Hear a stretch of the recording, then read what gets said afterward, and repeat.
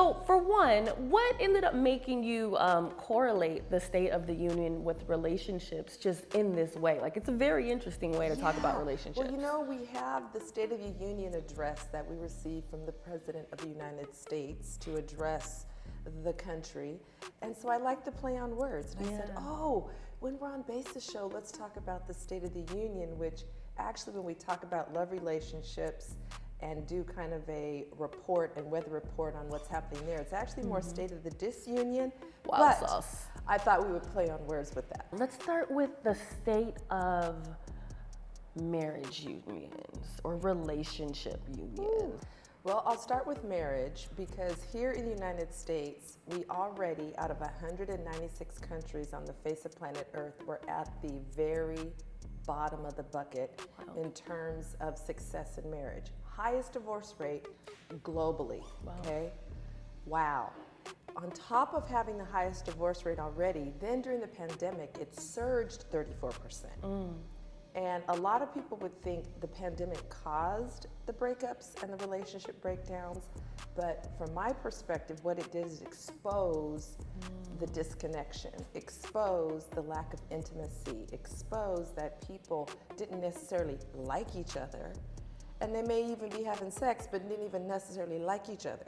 So the slowing down and the shutting down of that fast-paced, frenetic busyness, that was our excuse for why we weren't having a chance to spend more quality time, or why we didn't have a chance to really sit down and have meaningful conversation. All those excuses were removed during the pandemic. How do we start creating that conversation? How do you, fall back in love with the person that, you realize, man, I really don't know you? We have to do the healing work. We have to understand the lies we've been fed, which is why in this book, I lay out the first of the 10 female love lies. Men have a completely different set they're bombarded with than women. It's fascinating.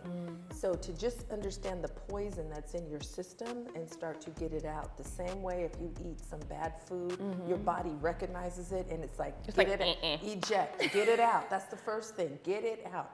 So we're filled with this, what I call love STDs, socially transmitted delusions, poisons and toxins around love relationships and a twisted, warped understanding, love relationships and marriage.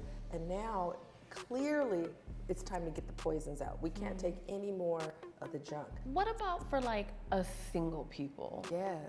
What is that looking like? Because would you say that since the pandemic, single life has changed due to the fact that there are so many online dating, and then it makes it to where everyone is just texting, they're not necessarily talking on the phone, they might not necessarily take time to actually go out and sit down and have a good dinner. So there's a lot of distrust and a lot of caution because of all of the misrepresentation folks have encountered in online dating or the bad experiences.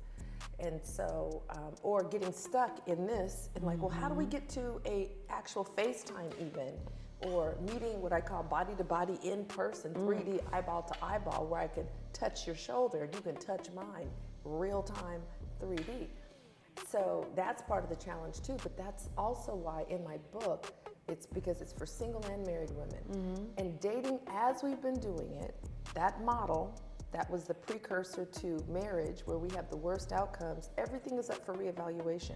So that model has also crashed and burned. Wow. So that's why I have Debrena's Modern Courtship.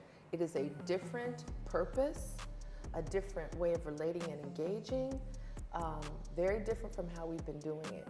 That's why, the conversation about the video that went viral about, the woman taken to the Cheesecake Factory, right?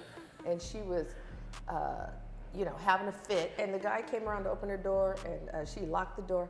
And so those are the kinds of insanities that we got to let go of, where we put all this emphasis on the where we're taken on a date and expect the guy to pay. And there's nothing necessarily wrong with that if you're a great date, which most of us aren't. But the focus on where he takes me, we are so off base. You need to focus on truly, not saying it with lip service, truly getting to know him. And if you are really about that, there's a certain way you show up, there's a certain way you'll engage, there's certain questions you will have. And this emphasis on, is he taking me to Ruth's Chris or is he taking me to Capitol Grill? Our emphasis is in all the wrong place. Whether you are out on an ice cream date or a coffee date that is less than $20, how are you showing up?